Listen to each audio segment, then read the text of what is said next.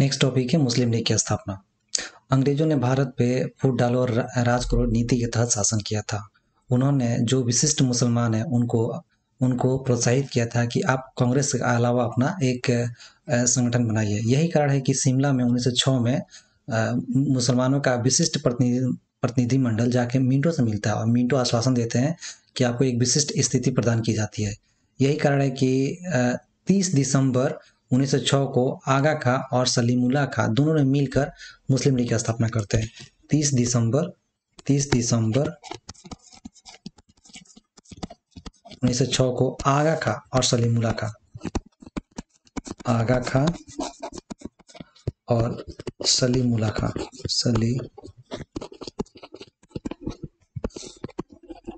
खां दोनों ने मिलकर एक पार्टी बनाते हैं। मुस्लिम नाम है उसका मुस्लिम लीग। देखिए, मुस्लिम लीग की जो स्थापना होता है उसके संस्थापक है सलीमुल्लाह खां। मुस्लिम लीग के संस्थापक है सलीमुल्लाह खां, लेकिन प्रथम अध्यक्ष कौन है? तो आगा खां है। अगर दोनों में कंफ्यूजन हो सकता है कि कौन संस्थापक है कौन अध्यक्ष है, तो देखिए अध्यक्ष से आगा खां है और संस्थापक से सलीमुल्लाह खां है। दोनों शासक मिला दीजिए या अध्यक्ष को अ से मिला दीजिए, तो संस्थापक है सलीमुल्लाह और इसके प्रथम अध्यक्ष है आगा खां। मुस्लिम लीग की स्थापना का उद्देश्य क्या है? तो उद्देश्य इसका है मुसलमानों में ब्रिटिश सरकार के प्रति निष्ठा का भाव बढ़ाना और मुसलमानों के राजनीतिक अधिकारों की रक्षा करना है। इसके अलावा मुसलमानों में अन्य संप्रदाय के प्रति जो असहिष्णुता की भावना पैदा हो रही थी उसको रोकना, ये मुस्लिम लीग की स्थापना का उद्देश्य था। ये 1908 ईस्वी में मुस्लिम लीग का एक अधिवेशन हो रहा है, अमृतसर में अधिवेशन हो रहा है। उसमें उन्होंने एक पृथक निर्वाचन मंडल की मांग किए हैं। जिसे 1909 में भारत परिषद अधिनियम 1909 पारित होता है, उसमें मान लिया जाता है। तो इसे कहते हैं मार्लो मिंटो सुधार कहते हैं और ये भारत सरकार अधिनियम 1909 है।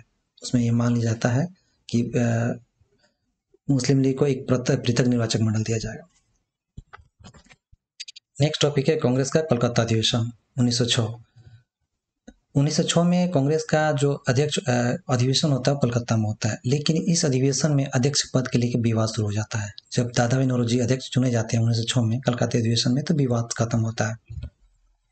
लेकिन इसमें 4 प्रस्ताव पारित किए गए। 4 प्रस्ताव कौन कौन से हैं? तो ये है स्वदेशी, बहिष्कार, राष्ट्रीय शिक्षा और स्वशासन। मेनली देखिए ये इंपॉर्टेंट है। स्वदेशी का लाया गया है यहाँ पे। स्वदेशी है, बहिष्कार है, राष्ट्रीय शिक्षा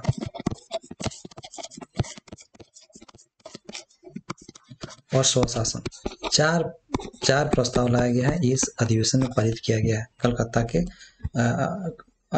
अधिवेशन 1906 में। अभी नेक्स्ट टॉपिक है सूरत अधिवेशन 1907 में।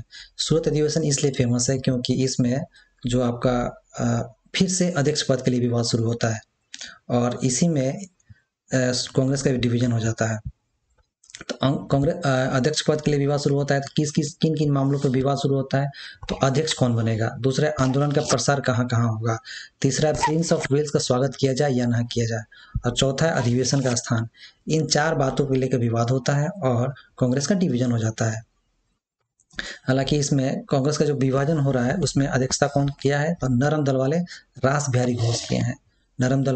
बिहारी घोष किए हैं। अब देखिए अध्यक्ष पद के लेकर विवाद होता है तो कौन कौन से मामले में विवाद होता है? तो उदारवादी चाह रहे हैं कि जो अध्यक्ष बने वो रास बिहारी घोष बने। उदारवादी चाह रहे हैं कि जो अध्यक्ष बने वो रास बिहारी घोष बने, लेकिन उग्रवादी चाह रहे हैं कि जो उग्रवादी दल जो है वो चाह रहे हैं कि जो अध्यक्ष बने वो लाला लाजपत राय बने। यही कारण है कि स्थान भी, चूंकि इनका स्थान देखिए जितने उदारवादी हैं उनका वो मैक्सिमम जो सूरत में रहते हैं, वो लोग चाह रहे हैं कि जो अधिवेशन हो वो सूरत में होना चाहिए। और ये जो उग्रवादी दल वाले हैं वो चाह रहे थे नागपुर में मैक्सिमम उग्रवादी दल वाले नेता थे और सूरत में आपको उदारवादी दल के नेता थे। अब देखिए आंदोलन का प्रसार के लिए 2 नंबर में जो उदारवादी हैं स्वदेशी और बहिष्कार वो सिर्फ चाह रहे थे कि बंगाल तक सीमित हो, लेकिन जो उग्रवादी दल वाले थे या गरम दल वाले थे वो चाह रहे थे कि आंदोलन पूरे भारत में होना चाहिए, स्वदेशी हो या बहिष्कार हो पूरे भारत में होना चाहिए। वहीं पर प्रिंस ऑफ वेल्स है, तीसरा पॉइंट है Prince of Wales. Prince of Wales का उदारवादी स्वागत करना चाह रहे थे, वहीं पे जो गर्म दल वाले थे वो चाह रहे थे इनका विरोध हो। तो चार कारणों से विवाद शुरू होता है सूरत दिवस 1907 में। पहला अध्यक्ष पद को लेकर, दूसरा है आपको आंदोलन का प्रसार कहाँ कहाँ होगा, तीसरा है प्रिंस ऑफ वेल्स का स्वागत किया जाए कि ना किया जाए, और अधिवेशन का स्थान कहाँ होना चाहिए, इसके लिए विवाद शुरू हो जाता है। तो अध्यक्ष पद के लिए आप देख रहे हैं कि रास बिहारी घोष हैं और लाजपत राय होना चाहिए। नरम दल वाले चाह रहे थे कि रास बिहारी घोष हो, और गरम दल वाले चाह रहे हैं कि लाजपत राय हो। लास्ट में आपको रास बिहारी घोष अध्यक्ष चुने जाते हैं। नेक्स्ट टॉपिक है मार्ले मिंटो सुधार 1909। भारत परिषद अधिनियम 1909 पारित हुआ था। उसमें भारत सचिव थे मार्ले और आपके वाइस राय थे मिंटो, इसलिए इसे मार्ले मिंटो सुधार भी कहा जाता है। इसका उद्देश्य, मार्ले मिंटो सुधार का उद्देश्य क्या है, ये गर्म दल और नरम दल दोनों को आकर्षित करना चाह रहे थे। गर्म दल को कैसे आकर्षित करेंगे, तो केंद्रीय और प्रांतीय विधानमंडल जो है उसमें उसकी संख्या बढ़ा दिया गया, उसमें उसके आकार और शक्ति में वृद्धि किया गया, ताकि जो नरम दल वाले हैं अट्रैक्ट हो। और गर्म दल वाले को अट्रैक्ट करने के ये आपको मुस्लिम लीग को आकर्षित करने का क्या प्लान था, तो उन्होंने पृथक निर्वाचन पद्धति को अपना लिया। इसमें पृथक निर्वाचन पद्धति को भी लाया। इससे क्या हुआ कि मुस्लिम लीग वाले जो मुस्लिम लीग का पार्टी जो लोग थे वो इसे उन्होंने स्वागत किया, लेकिन कांग्रेस ने इसका विरोध किया था। नेक्स्ट टॉपिक है दिल्ली दरबार 1911। 12 दिसंबर 1911 को दिल्ली में इंग्लैंड के जो सम्राट थे जॉर्ज पंचम और मैरी महारानी थी, उनके स्वागत में दिल्ली दरबार लगाया गया। कब लगाया गया, 12 दिसंबर 1911 का। उस समय वायसराय कौन थे, वायसराय थे हार्डिंग द्वितीय। हार्डिंग द्वितीय थे। जब दिल्ली दरबार 1911 लगाया गया तो इसमें क्या क्या फैसला किया गया, तो ये हुआ, देखिए 1905 में बंगाल जो विभाजन हुआ था उस फैसला को रद्द कर दिया गया। ठीक है। दूसरा है कलकत्ता की जगह दिल्ली को राजधानी बनाया गया और डेट रखा गया 23 दिसंबर 1912। 23 दिसंबर 1912 से कलकत्ता की जगह दिल्ली राजधानी होगी। तीसरा क्या है, उड़ीसा और बिहार को बंगाल से पृथक कर दिया गया। तीसरा है उड़ीसा और बिहार को बंगाल से पृथक किया गया। और चौथा है असम एक पृथक प्रांत बना। तो चार मेनली काम है। चार कौन कौन से है, जो 1905 में जो बंगाल विभाजन हो उसको रद्द कर दिया गया और फिर से उसका अलग से डिवीजन किया गया। कलकत्ता की जगह दिल्ली को राजधानी बनाया गया, डेट का रखा गया 23 दिसंबर 1912।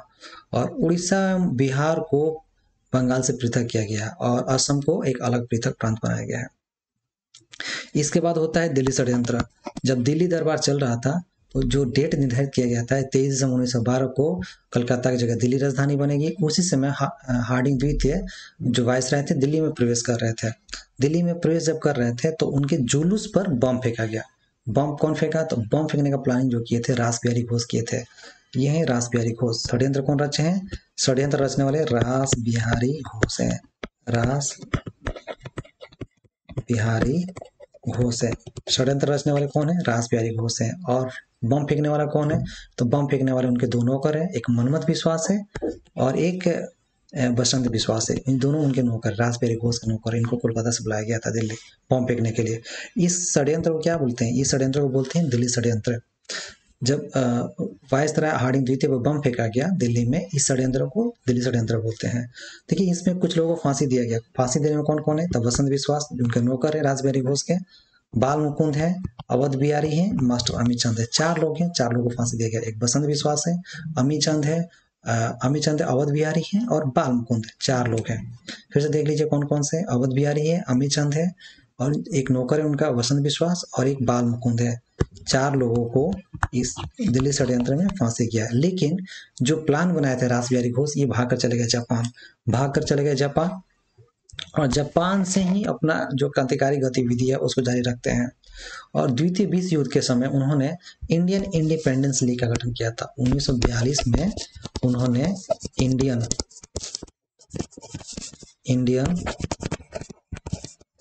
इंडिपेंडेंस लीग का गठन किया था। कौन किया था, तो रास बिहारी घोष किए थे। और आजाद हिंद फौज के गठन में भी ये महत्वपूर्ण भूमिका निभाए थे। अब देखिए दिल्ली दरबार, चूंकि हम लोग फर्स्ट टाइम इसमें हम लोग पढ़ रहे हैं, दिल्ली दरबार तृतीय वाला पढ़ रहे हैं, तो इससे पहले दो दिल्ली दरबार और भी हो चुके थे। तो प्रथम दिल्ली दरबार 1877 में हुआ था, उस समय वायसराय था लिटन। प्रथम जो दिल्ली दरबार हुआ था वो 1877 में हुआ था, और उस समय कौन था वायसराय? तो लीटन थे। द्वितीय दिल्ली दरबार 1903 में हुआ था, और 1903 में कौन था वायसराय? तो इस समय कर्जन थे। और तीसरा 1911 में हो रहा, जो अभी हम लोग पढ़े हुए हैं, ठीक है। तो ये हार्डिंग द्वितीय थे, इसमें हार्डिंग द्वितीय थे। ये है दिल्ली दरबार। नेक्स्ट टॉपिक है 1916 का लखनऊ अधिवेशन। जैसे कि आप जानते हैं कि 1907 में कांग्रेस का डिवीजन हो गया था, ठीक है। तो 1907 में डिवीजन हो गया था, तो फिर 1916 में एक ऐसी परिस्थिति बनी कि कांग्रेस को और जो मुस्लिम लीग है दोनों को साथ लाया गया, और कांग्रेस में जो दो दल हो गए थे, गरम दल नरम दल, ये भी साथ आ गए और मुस्लिम लीग भी साथ आ गए। तो 1916 में लखनऊ में अधिवेशन होता है, और उसमें कांग्रेस और मुस्लिम लीग भी मिल गई, गरम दल और नरम दल दोनों मिल गए। उस समय क्या हुआ था कि 1915 में जो उदारवादी पार्टी के नेता थे गोपाल कृष्ण गोखले, और ये गोपाल कृष्ण गोखले और ये आपको श्री स्वामी था, दोनों की ही मृत्यु हो गई। यही दोनों मेन थे जो उदारवादी और गरम दल नरम दल के जो नेता हैं उनको मिले नहीं देते थे। इनकी 1915 में मृत्यु हो जाती है। तो बाल गंगाधर तिलक ये हैं, और आपको एनी बेसेंट, दोनों ने प्रयास किया कि फिर से गरम दल और नरम दल को एक जगह फिर से मिला दिया जाए। तो उन दोनों का प्रयास, गरम दल और नरम दल दोनों एक साथ मिलते हैं लखनऊ अधिवेशन में। इसी में कांग्रेस और मुस्लिम लीग भी साथ में मिल जाती है, और दोनों मिलके सहयोग के द्वारा सरकार पर दबाव डालने की नीति पे काम करने के लिए सहमत हो जाती है। तो गरम दल नरम दल तो यहाँ मिल ही गए, और कांग्रेस और मुस्लिम लीग भी मिल गए। इस समय अध्यक्षता कौन किए हैं? तो इस समय अध्यक्षता किए हैं अंबिका चरण मजूमदार। 1916 का जो लखनऊ अधिवेशन है उसमें अध्यक्षता कौन किया है? अंबिका चरण मजूमदार। वहीं पे 1907 में जो अधिवेशन हुआ है तो उसमें अध्यक्षता कौन किया है? तो रास बिहारी घोष किए हैं। रास बिहारी घोष है, बोस नहीं है। 1907 वाले रास बिहारी घोष हैं, और वहीं 1916 वाले अंबिका चरण मजूमदार हैं। 1916 में क्या हो रहा है? तो गरम दल नरम दल एक साथ आते हैं, और कांग्रेस और मुस्लिम लीग भी साथ आती है, और दोनों मिलकर सरकार पर दबाव डालने की नीति पर काम करने के लिए सहमत हो जाते हैं।